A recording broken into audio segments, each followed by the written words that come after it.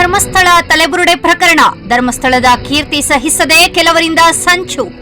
ಕ್ಷೇತ್ರಕ್ಕೆ ಕಳಂಕ ತರಲು ಸೂಕ್ಷ್ಮವಾಗಿ ಸಂಚು ಮಾಡಿ ಷಡ್ಯಂತ್ರ. ಕ್ಷೇತ್ರದ ಬಗ್ಗೆ ಅಪಪ್ರಚಾರ ಮಾಡುತ್ತಿರುವುದು ನೋವು ನೀಡಿದೆ. ಕ್ಷೇತ್ರದ ವಿಚಾರವಾಗಿ ಕೆಲವರಿಂದ ಅನಗತ್ಯ ಗೊಂದಲ ಸೃಷ್ಟಿ. ಎಸ್ಐಟಿ ತನಿಖೆಗೆ ನಮ್ಮ ಸಂಪೂರ್ಣ ಸಹಕಾರ. ಎಸ್ಐಟಿ ಪ್ರಕರಣದ ಸತ್ಯಾಸತ್ಯತೆಯನ್ನ ಹೊರ ತಂದೇ ತರುತ್ತೆ. ಧರ್ಮಾಧಿಕಾರಿ ವೀರೇಂದ್ರ ಹೆಗಡೆ ಮೊದಲ ಪ್ರತಿಕ್ರಿಯೆ. ಧರ್ಮಸ್ಥಳದಲ್ಲಿ ಶವಹೂತಿಟ್ಟ ಪ್ರಕರಣ ಇಡೀ ದೇಶದಲ್ಲೇ ಸಂಚಲನ ಸೃಷ್ಟಿಸಿತ್ತು. ಧರ್ಮಸ್ಥಳದ ಪರ ಮತ್ತು ವಿರೋಧ ಚರ್ಚೆಗಳು ನಡೀತಿವೆ. ಅಲ್ಲದೆ ಪ್ರಕರಣವನ್ನ ಗಂಭೀರವಾಗಿ ತೆಗೆದುಕೊಂಡಿರುವ ಎಸ್ಐಟಿ ಉತ್ಖನನ ಕೂಡ ನಡೆಸಿದ್ದು ಇದೀಗ ತನಿಖೆ ನಡೆಸುತ್ತಿದೆ. ಇನ್ನೊಂದು ಕಡೆ ಭಕ್ತರು ಸಹ ಧರ್ಮಸ್ಥಳದ ಪರವಾಗಿ ಹೋರಾಟಗಳನ್ನ ಮಾಡುತ್ತಿದ್ದಾರೆ.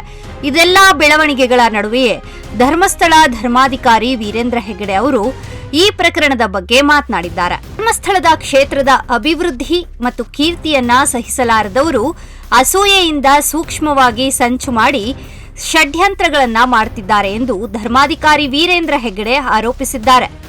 ಖಾಸಗಿ ಸುದ್ದಿವಾಹಿನಿಯೊಂದಿಗೆ ಮಾತನಾಡಿದ ಅವರು, ನನ್ನ ಬಗ್ಗೆ ಮತ್ತು ನನ್ನ ಕ್ಷೇತ್ರದ ಬಗ್ಗೆ ಕೆಲವರು ಅಪಪ್ರಚಾರ ಮಾಡುತ್ತಿರುವುದು ನನಗೆ ತೀವ್ರ ನೋವುಂಟು ಮಾಡಿದೆ. ಭಕ್ತರು ಇದನ್ನೆಲ್ಲ ನೋಡಿ ನೋವು ಅನುಭವಿಸಿದ್ದಾರೆ.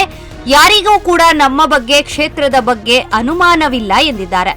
ಇನ್ನು ಧರ್ಮಸ್ಥಳ ವಿಚಾರವಾಗಿ ಅನಗತ್ಯ ಗೊಂದಲ ಸೃಷ್ಟಿಸಿದ್ದಾರೆ.